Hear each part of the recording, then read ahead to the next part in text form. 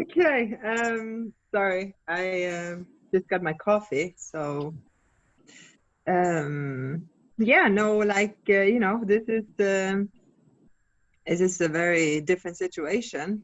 Having this press call in my room and being totally isolated, not being outside for a couple of days, never not seen my team, and people going around in suits to protect themselves. And we get food on the door 3 times a day. It's a very special situation. Of course, I understand all the measurements that needs to be taken, but it's quite different. Great, thank you. So guys, let's start with JR Bell again, please. Hello there, Cecilia. Just looking ahead to this fight on Saturday, like, what is it to have this type of atmosphere, like fighting in Tulsa, but fighting outdoors in downtown Tulsa? Well, I am very excited about that, actually. I have fought outside before. I know it's a very special experience. I've never been in Tulsa, and I have just seen the sketches of the layout of how it's going to be on Saturday, and it looks very nice. I think it's going to be a great experience, not only for me, but also for all the viewers at home. So I hope it will be great. Some great commercials for Tulsa, Oklahoma, and of course, I'm going to do whatever I can in the ring. Now, you'll be holding the WBC title for 11 years, and like was mentioned earlier, you had the potential to break the record for Joe Louis for consecutive defenses. Like, what would that mean to you if you were able to get the win? Well, I think it would be, of course, it would be a big deal. I don't think anyone would break that record in a long time. So it would definitely be a moment for me that would be staying in history for quite a while. And what I enjoy about it is that people are now starting to recognize my career, starting to go back. And, it's not easy to be a world champion. Getting to be a world champion is a lot of work, but staying at the top, it's also a lot of work. So I'm very glad, getting that kind of recognition. It's very, for the new fans, it's very special to me. Now, being that you have been a long-time welterweight champion, after this particular fight, would you continue to be at welterweight, or would you look to either go up or go down in weight? Well, I mean, right now there's so much happening now in women boxing, so I wouldn't rule anything out, but it has to make sense for me, of course. I don't jump up and down weight divisions just to do it, just for fun. It has to make sense. Gotcha. Thank you very much, Cecilia. Thank you. Thanks, JR. And Mark Lellenwaller, please, next. Thank you. Hey, Cecilia. We have another undisputed women's champion in Katie Taylor and another one in Clarissa Shields. This mini tournament that you're in could lead to a fight with Katie Taylor. But when you hear Clarissa Shields call herself the greatest woman of all time, do you feel like you need a fight with Shields for your? Well, I think, I think everybody needs that. I had a couple of good fights coming up in my career, but maybe for the American audience, that would be something that would be needed for them. And there's so many great female fighters right now. So, I like when Clarissa Shields says that, she huffs and puffs, and she makes good commercial for herself, and she also draws attention to women boxing. But that's it, right now, nobody is really in a position to call themselves the GOAT. So we just have to see what's happening now, because the pool of talent now is so big.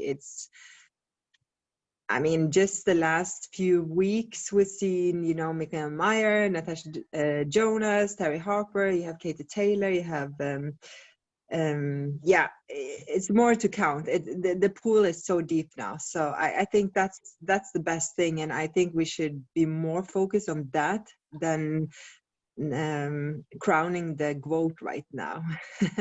That's really interesting that you say that. Do you kind of feel like the GOAT title is up for grabs and it could be actually declared in the next year or so?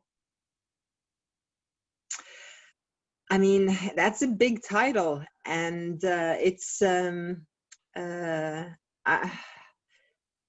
I think we have to wait a little bit before we can declare anyone that title. We need some more big fights, and like I said, the talent pool is so big. You know, Clarissa calling herself the GOAT, it's great for the attention and for women boxing, but she has to prove herself a little bit more first. Thank you. Thanks. Thanks, Mark. And Marcelino, please, next. Thank you.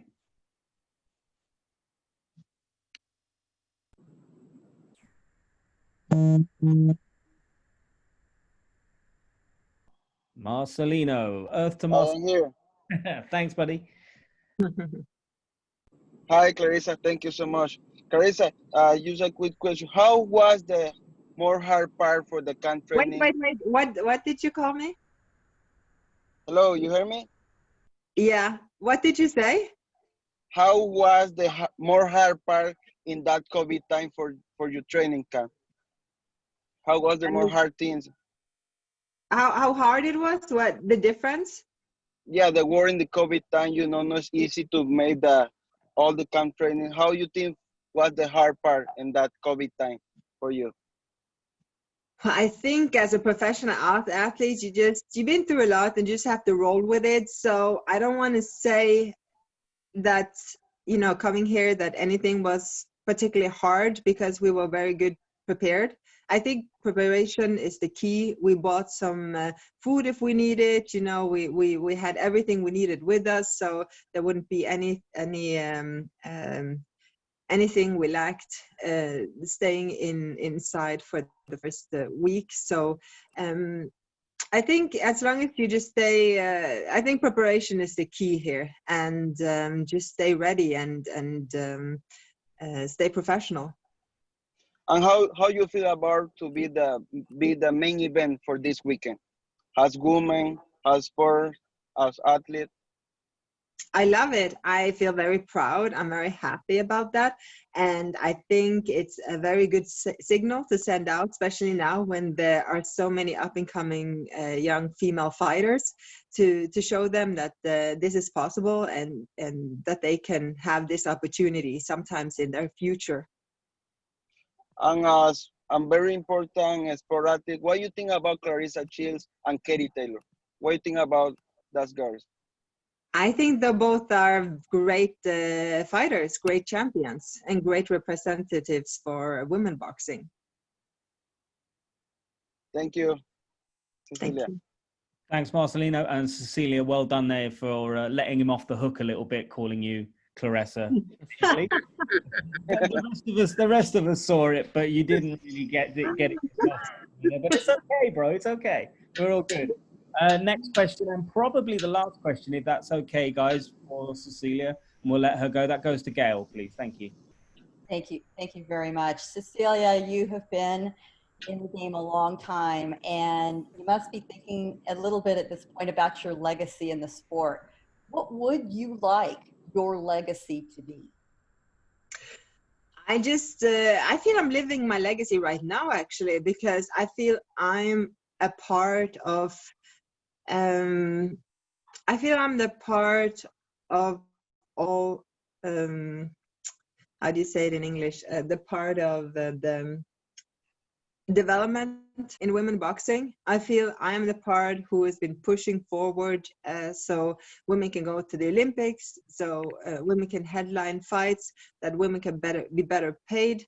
I feel I'm part of that puzzle, and that when I hang up my gloves, that is something that it's gonna make me feel very, very good about myself and my career. So you would say that you've left the sport better when you leave than when you found it? I feel I'm a big part of that, and that makes me incredibly proud. And Tom, if you're on the call and able to answer, I'd love you to answer the same question from you for your viewpoint.